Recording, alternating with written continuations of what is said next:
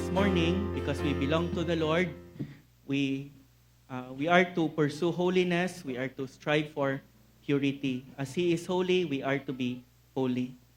Sa mga visitors po natin, we are doing a series in the book of Ephesians. Welcome po kayo sa Gospel Community Bible Church, and for several months, we had been studying the book of Ephesians verse by verse, and we are now in Ephesians chapter 5, verses 3 to 6. Once again, I urge everyone, since you already know our passage in advance, dahil naka-series tayo, I urge you to read it ahead of time, meditate upon it, and ask the Lord to prepare your heart, convict you where needed, and use His word to sanctify you. Let us now open our passage, Ephesians chapter 5, verses 3 to 6. I would like to request everyone to please stand in order to give reverence to God, the author of the scripture. Ephesians chapter 5, verses 3 to 6. The inerrant, infallible, inspired, and authoritative Word of God says, "But sexual immorality and all impurity or covetousness must not even be named among you, as is proper among saints. Let there be no filthiness, nor foolish talk, nor crude joking, which are out of place, but instead, let there be thanksgiving.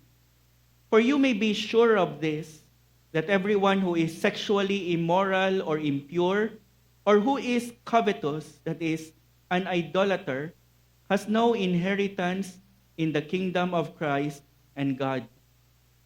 Let no one deceive you, because many will deceive you. Let no one deceive you with empty words.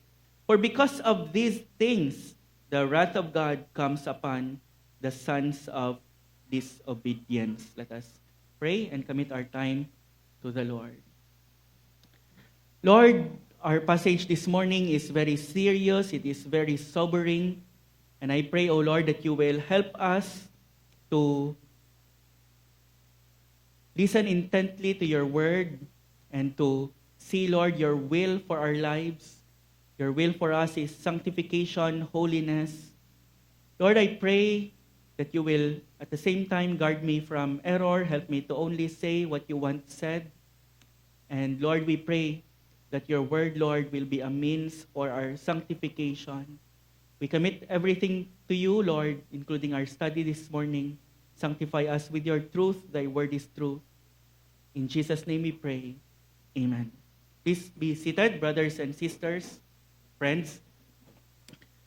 According to the 2013 Young Adult Fertility and Sexuality Survey, about 32% of Filipino youth aged 15 to 24 have engaged in premarital sex, an increase from earlier years. 32%.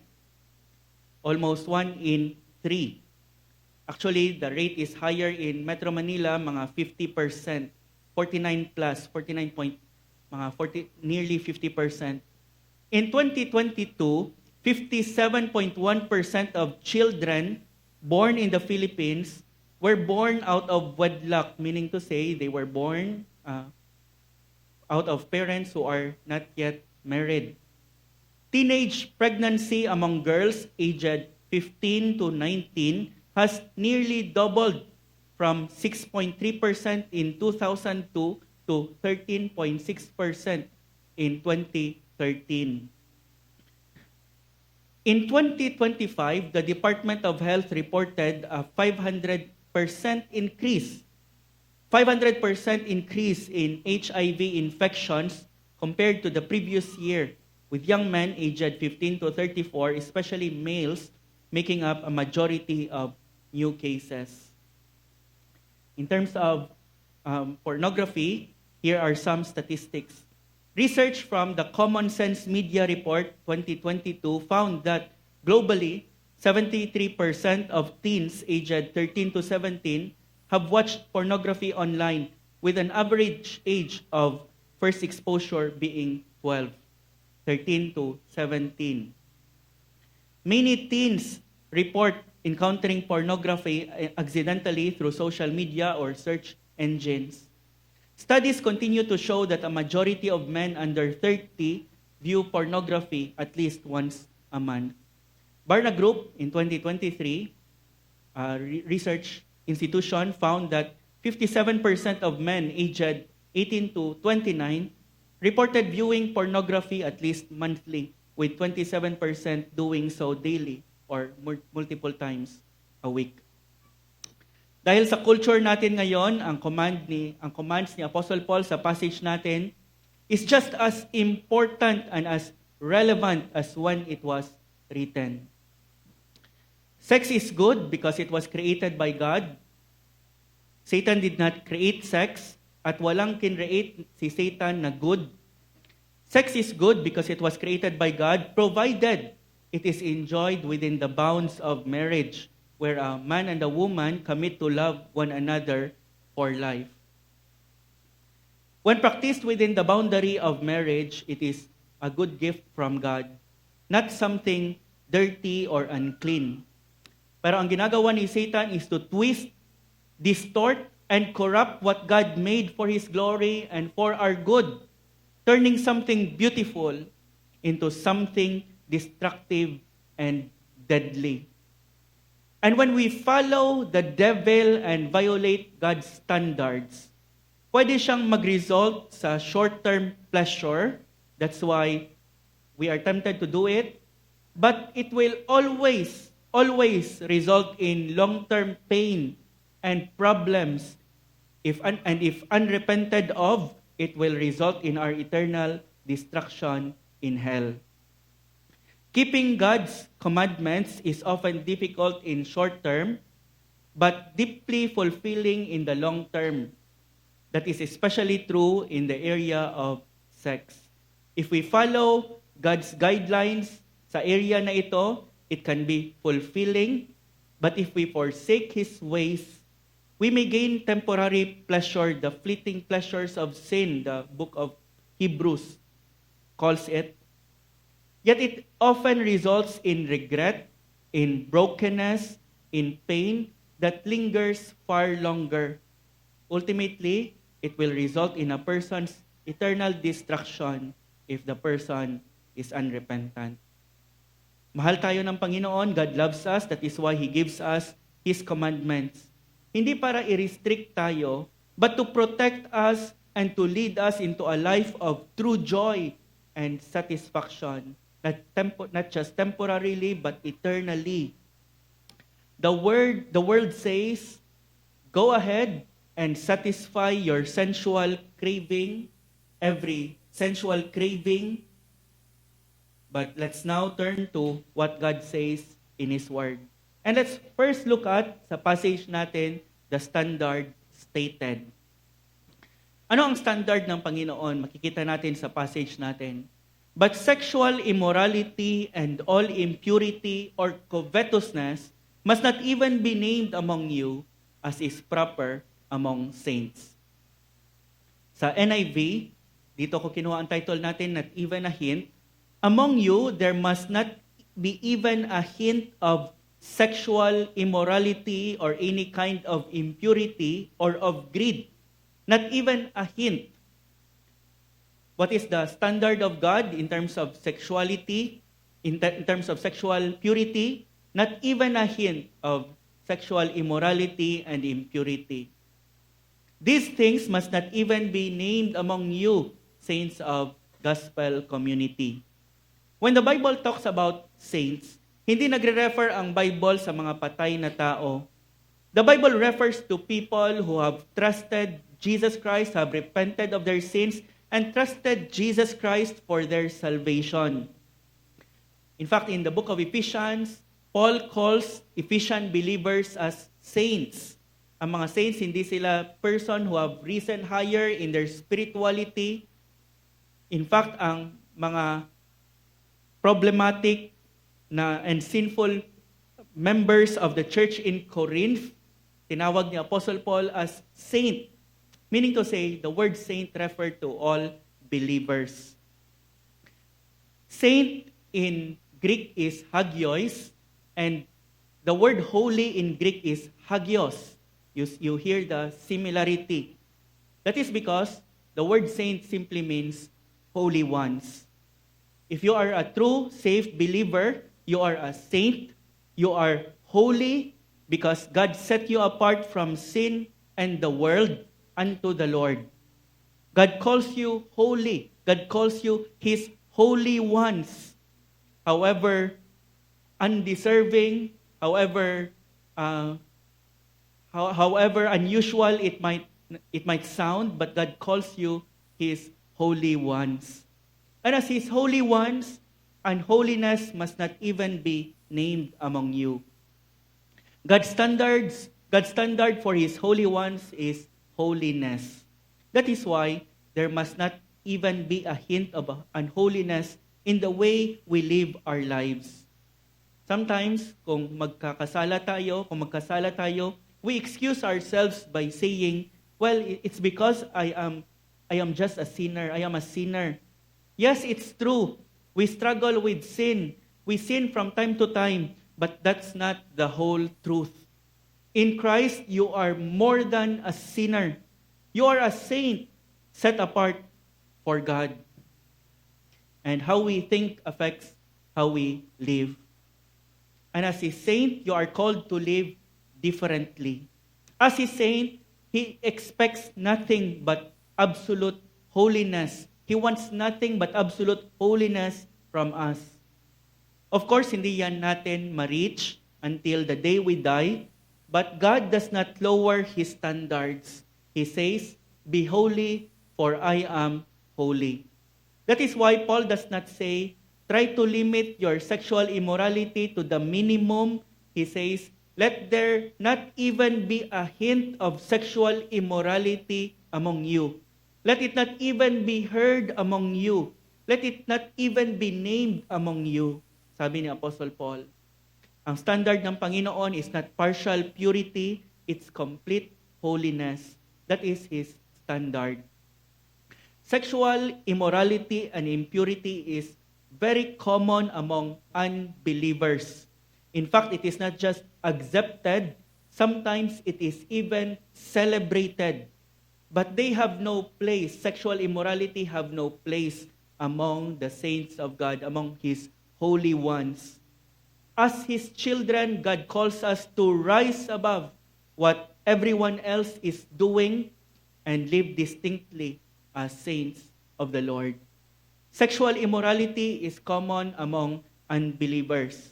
Both sa time ni Apostle Paul at sa time ngayon, as our statistics tells us, sa time na sinulat ni Apostle Paul ang letter na ito sa mga taga-Ephesus, sexual immorality was very rampant. Ang Greek at ang Roman world of that day, including ang city of Ephesus, was noted for its moral corruption. Isa sa mga goddess ng city of Ephesus, in fact, ang pinaka-goddess nila was Artemis or Diana.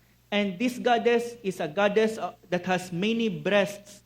And isa sa mga way they worship this goddess is through using sex and prostitution as part of their worship. That is why may mga temple prostitutes sila.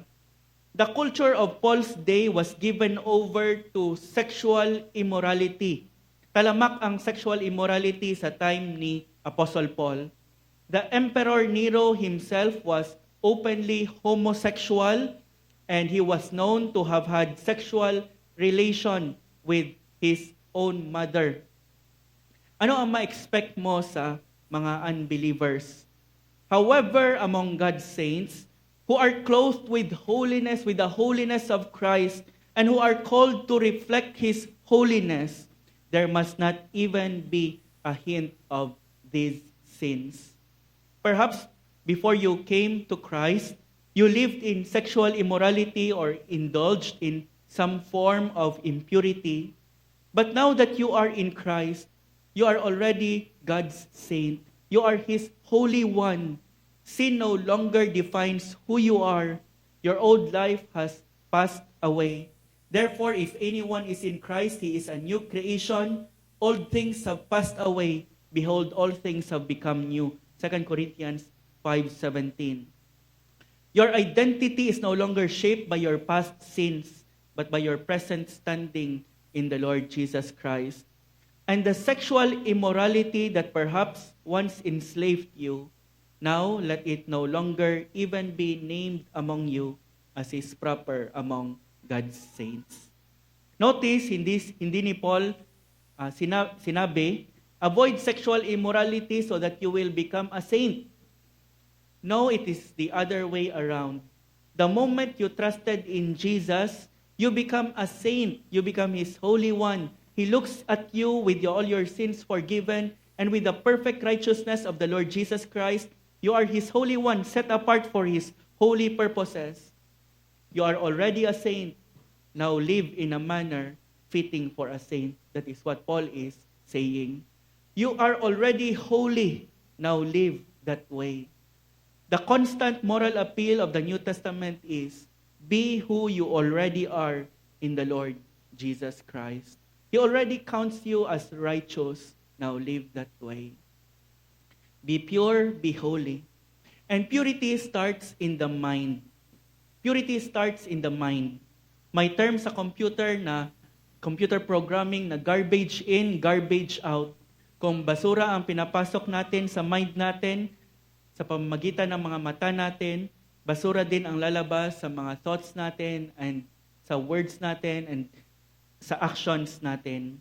And so guard your mind, guard your heart, guard your eyes. Guard your thought life at sa time ngayon where we can access almost anything sa cellphone, we should restrict ourselves to the kind of things that we expose ourselves into.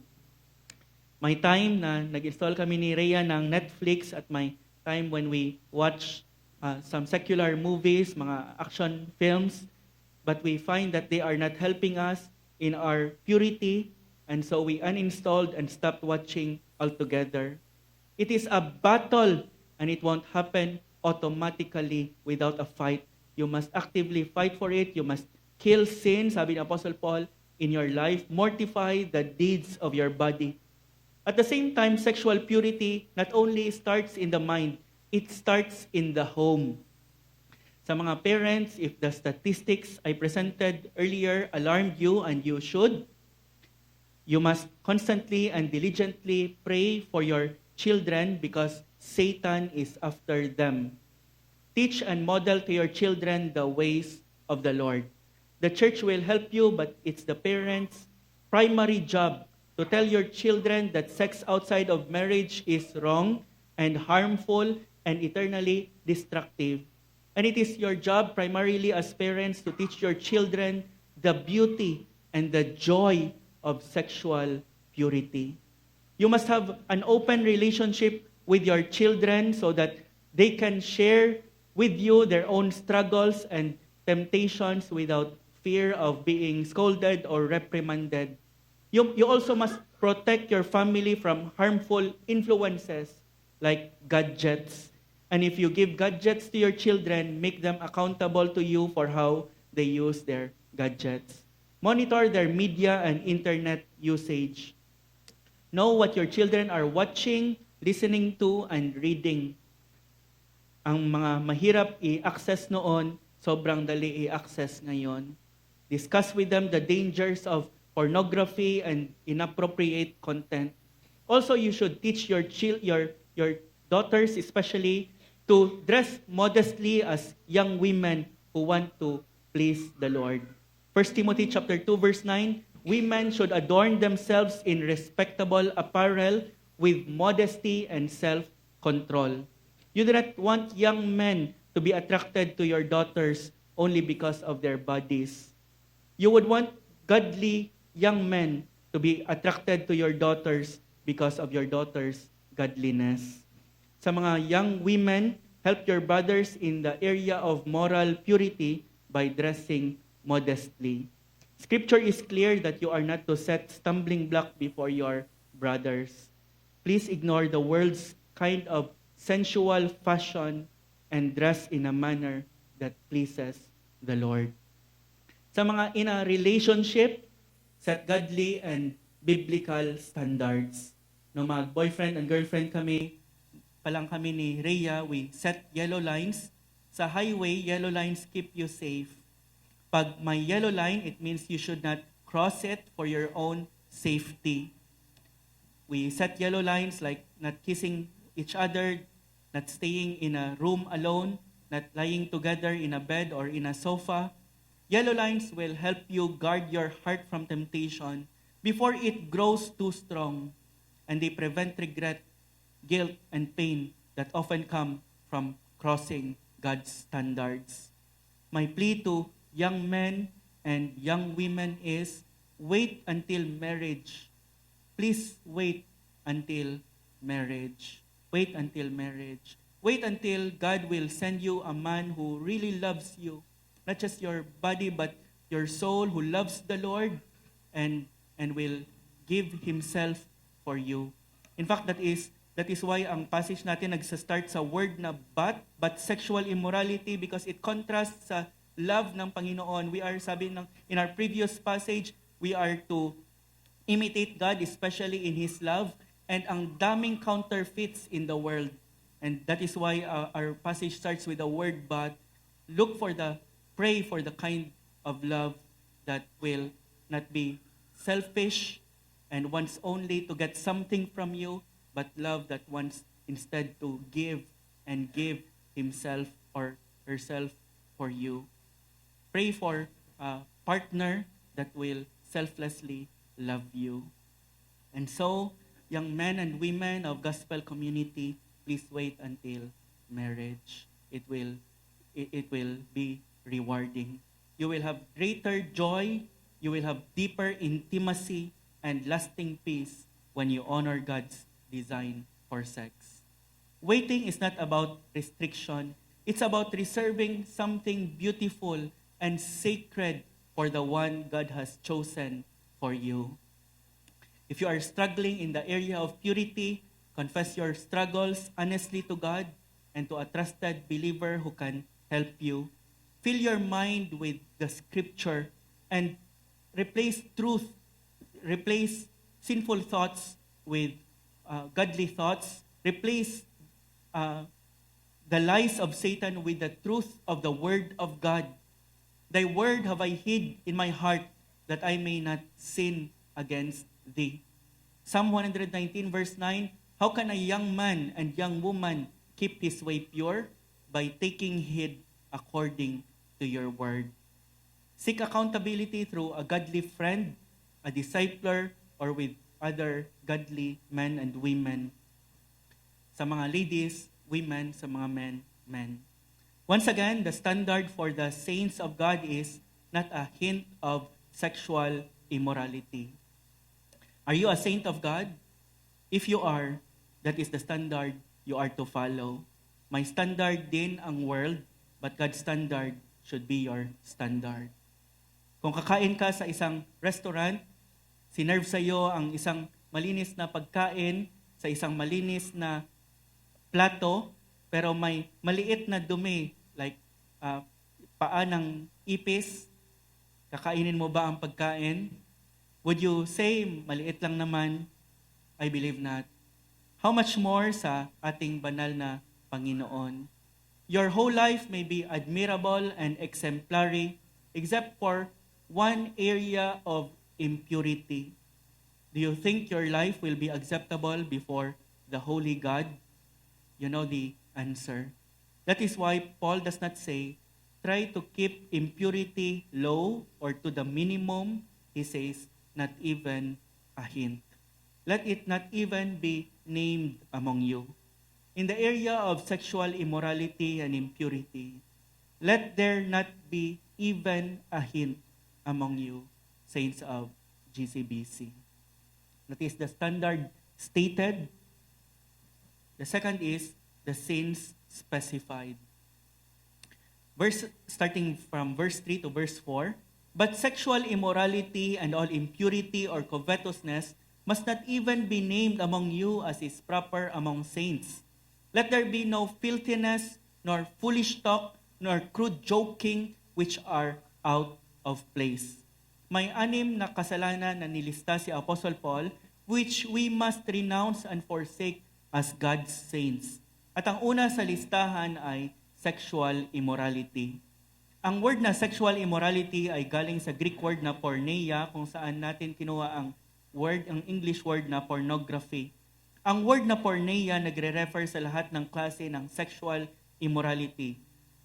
It includes premarital sex or what we call fornication.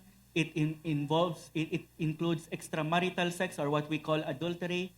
It includes incest, homosexuality, bestiality, and the use of pornography. Sabi ni Apostle Paul, as a Christian, let not any of these be named among you. That is sexual immorality. Second sa list is impurity. Ang word na ito means dirty, unclean, or filthy. Ginamit din ang word na ito sa pag-describe ng nana sa paligid ng isang infected na sugat. So ang word na ito nagre-refer sa dirty moral behavior. This dirty behavior contaminates others and is repulsive and disgusting, especially sa Panginoon. Sabi ni Paul, impurity must not be named among you. Let there be no hint of impurity among you, saints of GCBC. Notice the word all impurity. Lahat dapat ng klase ng impurity ay ating itakwil. A little impurity is hateful to God. A little impurity, even just a little, is dangerous. A little impurity is like a drop of poison in a cup of water. It contaminates the whole cup. A little compromise is like a little small crack in the body of the ship. It will eventually sink the ship. The third sa list is greed. Greed. In studying this passage, you must ask, what does greed have to do with sexual immorality and impurity? Do you know the connection? Do you see the connection? Can you think of a connection? Sexual immorality is greed for someone else's body. Sexual immorality is greed for someone else sexually. Impurity, on the other hand, is greed for unholy, unwholesome pleasures. Greed and immorality and impurity grow in the same soil. Sa heart na nagsasabi, I want more than what God allows. I will not be content with God's boundaries. Sex outside of marriage is always based on greed, wanting to satisfy your lusts while exploiting the other person for your advantage. So impurity and greed are very much related.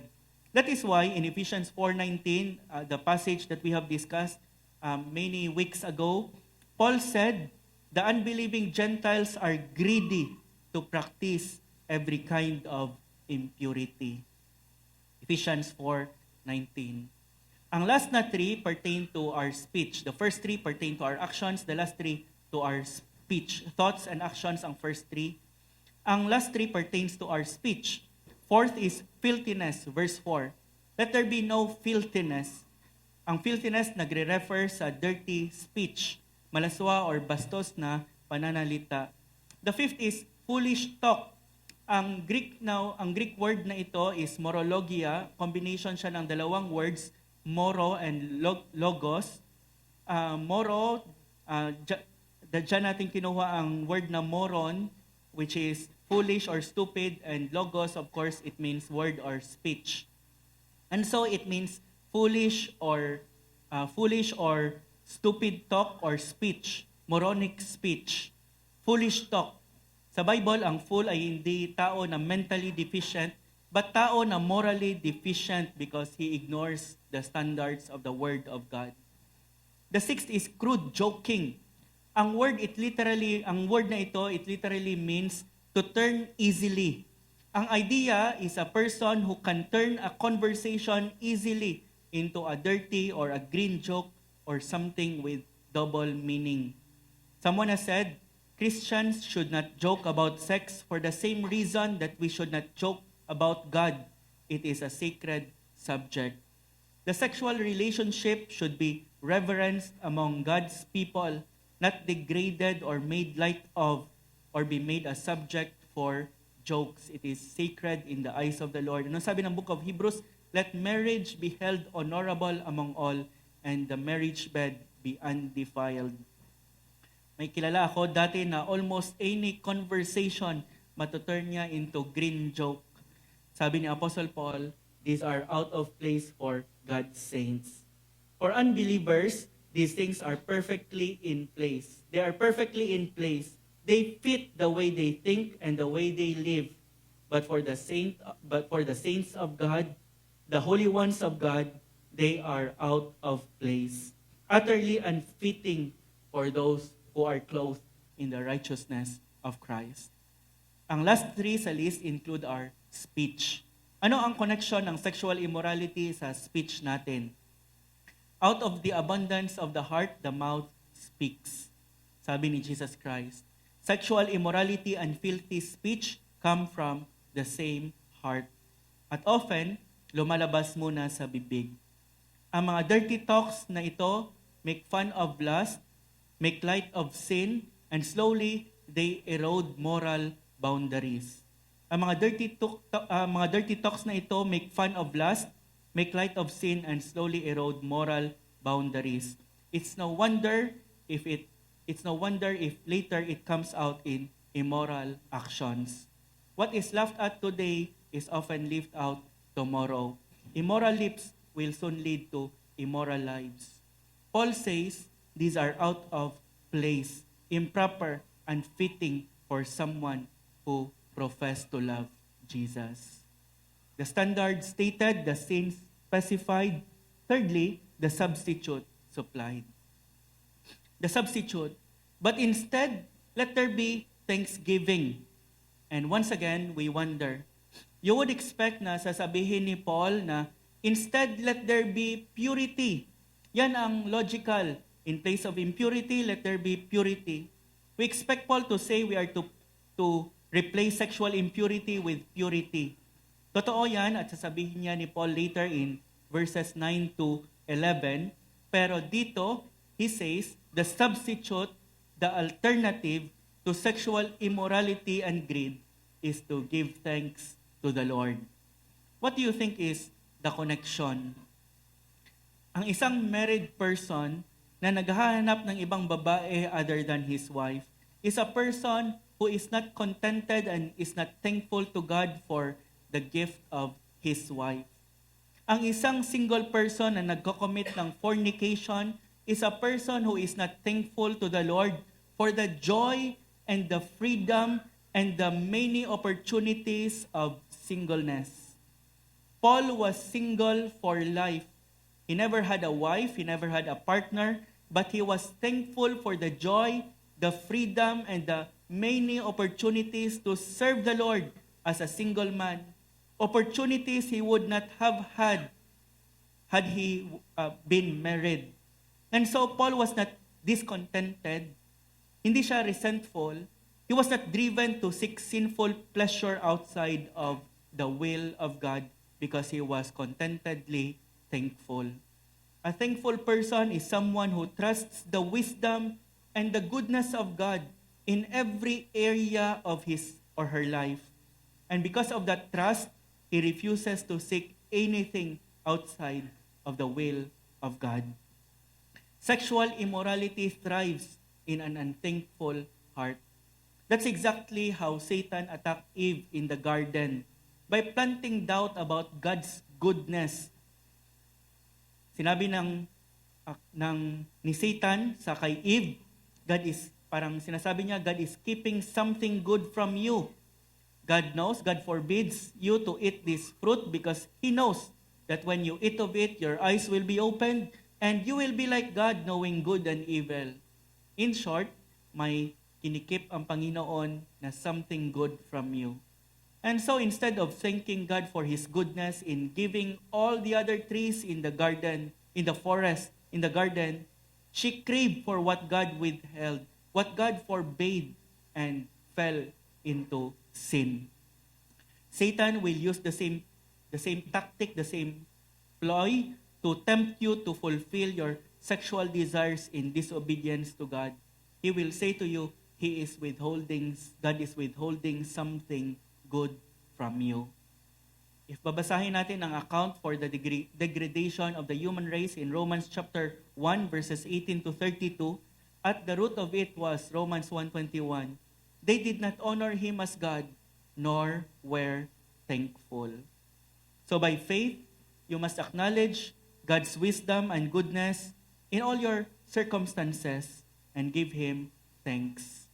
If you are always genuinely and joyfully thankful sa Panginoon sa lahat ng kanyang mga gifts, whether you are single or married, you have a strong antidote to sexual immorality. So whether you are single or married, develop a thankful heart for all of God's blessings, including the blessing of a spouse or the blessing of being a single at present for the Lord. How thankful are you for all of God's grace in your life? That is the substitute to sexual immorality and impurity, thankfulness. The standard stated, the sins specified, the substitute supplied. Fourthly, the stakes shown. Meaning, what is at stake in living an immoral or impure life? Verses 5 to 6. For you may be sure of this, that everyone who is sexually immoral or impure, or who is covetous, that is an idolater, has no inheritance in the kingdom of Christ and God. Let no one deceive you with empty words, for because of these things, the wrath of God comes upon the sons of disobedience. Ano ang at stake? When you are living in sexual immorality or impurity or even covetousness, what is at stake is eternal damnation.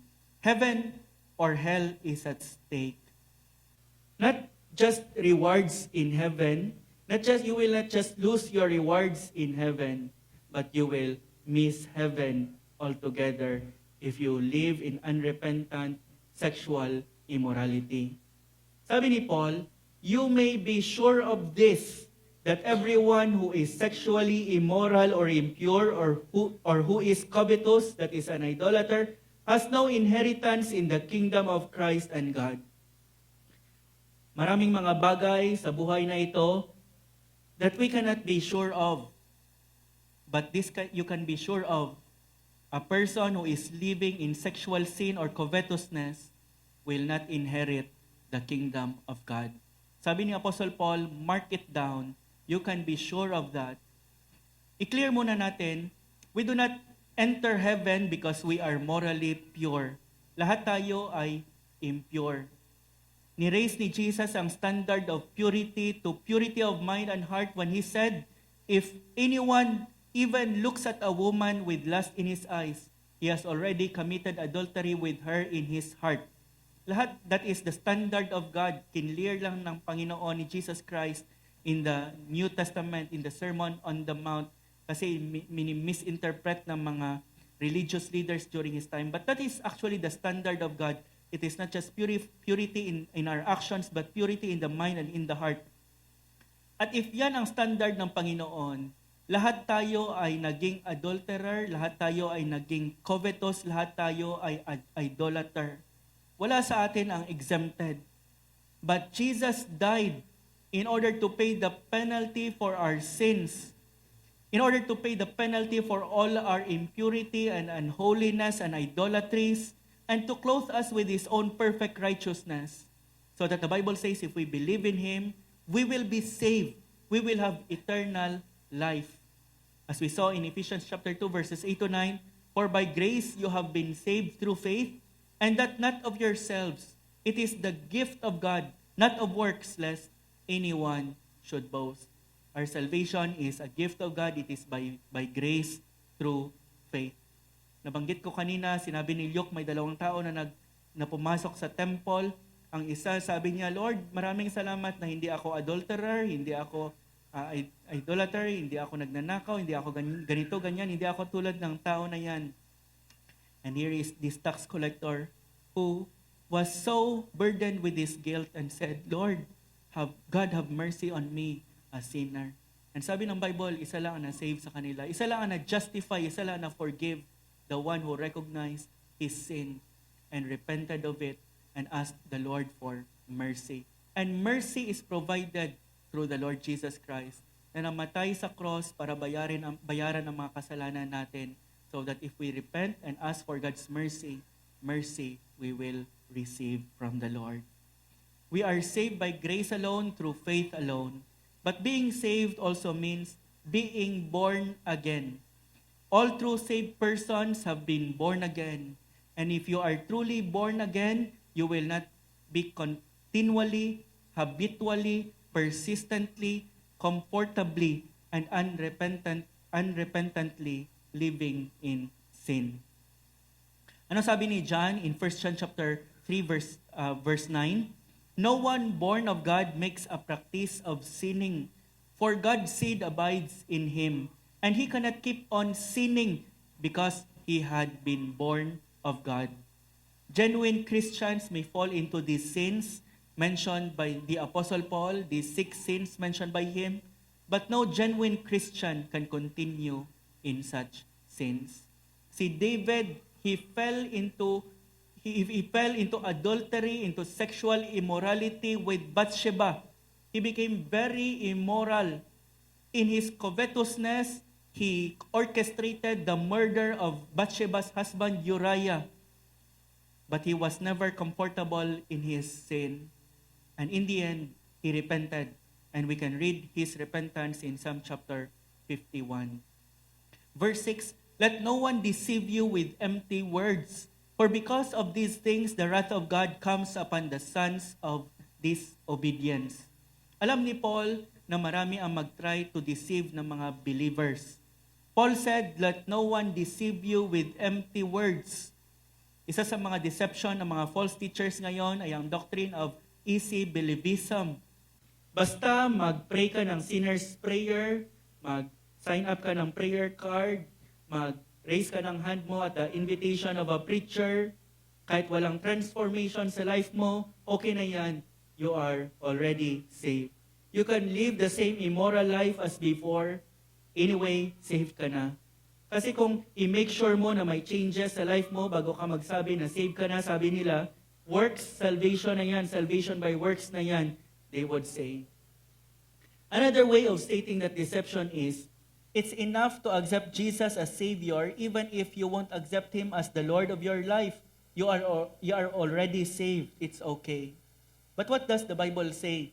Acts 16:31, sabi ni Apostle Paul and ni Silas sa Philippian jailer, believe in the Lord Jesus and you will be saved. Trust in Him as your Savior. That's the meaning of the word, of the name Jesus, Yeshua, the Lord saves. But also submit to Him as your Lord. Believe in the Lord Jesus. If you do that, you will be saved. Sa Bible, si Jesus Christ, He is called Savior. He is referred to as Savior only mga less than 20 times. But He is referred to as Lord more than 400 times. 400 times. Romans 10:9, if you confess with your mouth what? The Lord Jesus, and believe in your heart that God raised Him from the dead, you will be saved. Kaya sabi ni Apostle Paul, do not be deceived. Many will try to deceive you saying, okay lang yan. You are no longer under the law. You are already under grace. God is a God of love. He will not condemn you. He will not judge you. He will not punish you. Even your own heart will try to deceive you saying, okay lang yan. Nakapag-pray ka naman ng sinner's prayer, may date sa Bible mo kung kailan mo ni-receive si Jesus Christ, na-invite mo naman si Jesus sa life mo, okay lang yan if you live in sin, saved ka na. Even your own self will try to deceive you. Many will try to deceive professing believers. And in the end, sabi ni Jesus Christ, many will really be deceived. Sabi ni Jesus Christ, many will say to me on that day, Lord, Lord, did we not prophesy in your name and in your name cast out demons and in your name perform many miracles? Akala nila by their religiosity, maa-accept sila ng Panginoon. Then Jesus Christ said, then I will tell them plainly, I never knew you. Away from me, depart from me, you workers of iniquity, or you evil doers. You were only deceive. I never knew you. Many will try to deceive the Ephesians and other believers. That is why, sa Church of Galatia, sabi ni Apostle Paul, I warn you as I warned you before, that those who do such things will not inherit the kingdom of God. Meaning to say, hindi ito marginal sa teaching ni Apostle Paul. This is central. I warn you as I warned you before. Palaging sinasabi ito ni Apostle Paul that those who do such things will not inherit the kingdom of God. Sabi ni John in 1 John chapter 3 verses 7 to 8, little children, let no one deceive you. Whoever practices righteousness is righteous as he is righteous. Whoever makes a practice of sinning is of the devil, for the devil has been sinning from the beginning. Sabi ni Apostle Paul, let no one deceive you with empty words. Paulit-ulit ang let no one deceive you sa Bible, for because of these things, the wrath of God comes upon the sons of disobedience.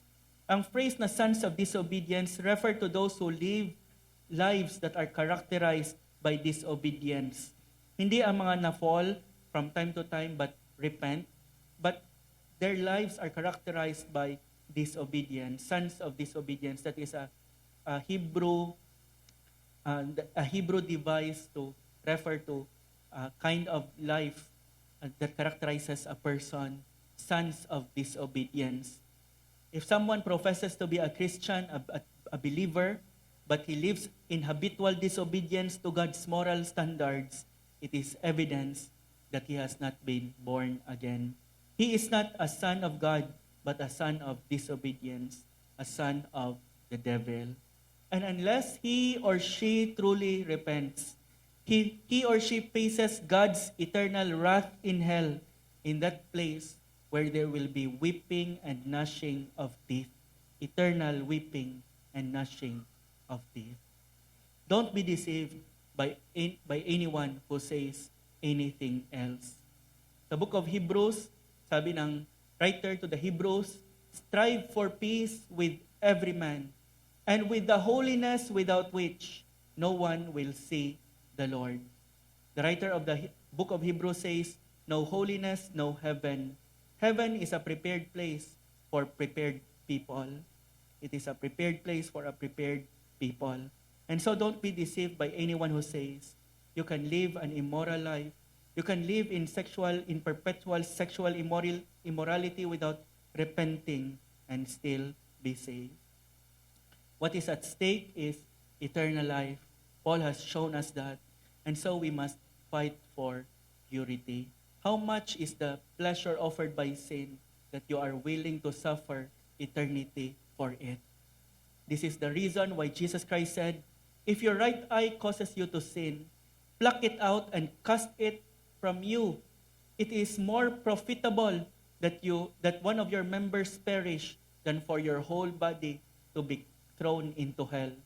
Sabi ni Jesus Christ, if your right hand causes you to sin, cut it off and throw it from you. For it is more profitable for you that one of your members perish than that your whole body be cast into hell. If bibigyan lang tayo ng Panginoon ng picture of eternal hell that is unending, if bibigyan tayo ng picture ng Panginoon, right now we would say, Lord, take my eyes, take my hands, take everything in my life, only keep me from going into that place.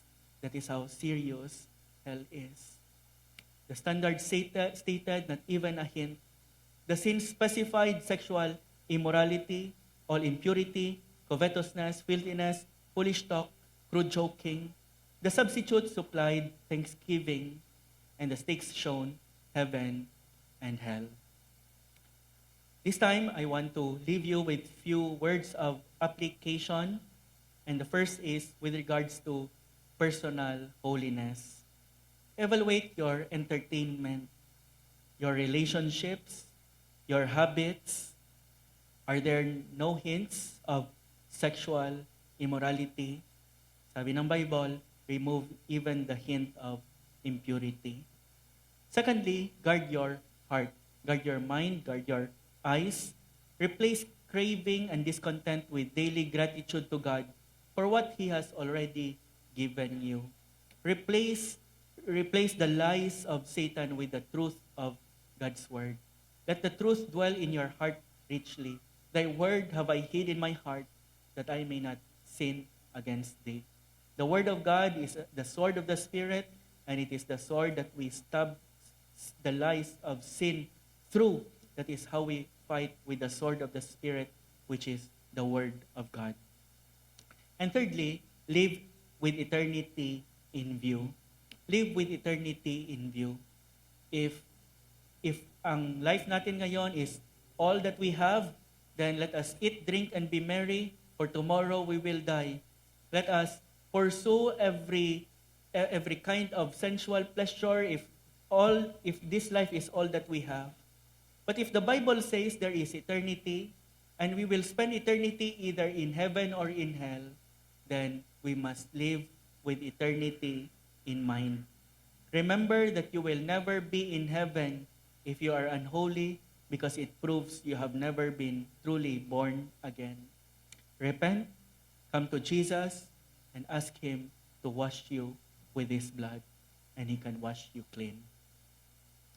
Let's all bow our heads and close our eyes and talk to the Lord. This is a very serious matter with eternal consequence. And let's come before the Lord and be honest with Him, because He sees everything and we cannot hide anything from Him anyway. If you are guilty of some sexual sins right now and God is convicting you, come to Jesus. There is hope for every sinner at the cross. There is hope for every sinner at the cross. Look to the cross of Christ and embrace Jesus Christ and find forgiveness at the cross, find salvation, and find eternal life. And then you will find that in the cross, you will also find the power to live holy lives. If you have committed sexual sins before and you are broken for your sin, take heart. God can restore you. There is nothing broken that you cannot repair. God sees you if you repent, if you have already repented, and you have trusted in the Lord Jesus Christ as your Savior and Lord. He already considers you as His saint. If you are here right now and you are burdened with sin of sexual immorality or impurity, come to the Lord Jesus Christ and find forgiveness and cleansing at the cross through His blood. Sabi ni Isaiah, "Come now, let us reason together." Sabi ng Panginoon through kay Isaiah, "Come now, let us reason together. Though your sins be as scarlet, they shall be as snow. Though they be red as crimson, they shall be as wool." Come to the Lord, and He can wash you clean. Sabi ni Apostle Paul sa mga saints at Corinth, "And such were some of you. You were immoral, you were impure, you were idolaters, some of you were homosexuals. Such were some of you. But you were washed, you were sanctified, you were justified in the name of the Lord Jesus Christ and by the Spirit of our God." May that be true of all of us this morning. That God can say to us, such were some of you, but no longer true right now. It's all in the past, no longer in your present, and certainly not in your future.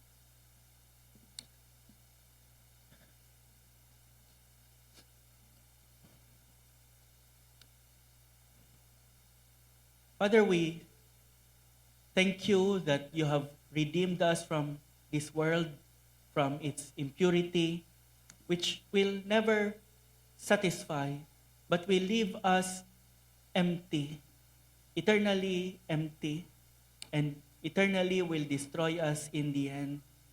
Lord, we thank you that there is forgiveness at the cross, there is cleansing in the blood of Christ, when we come by faith. And O Lord, I pray that as your saints, you would help us, Lord, to live according to your standards and not the world's standards. Help us to live holy lives. As you are holy, help us to be holy. In your name, Lord Jesus, we pray. Amen.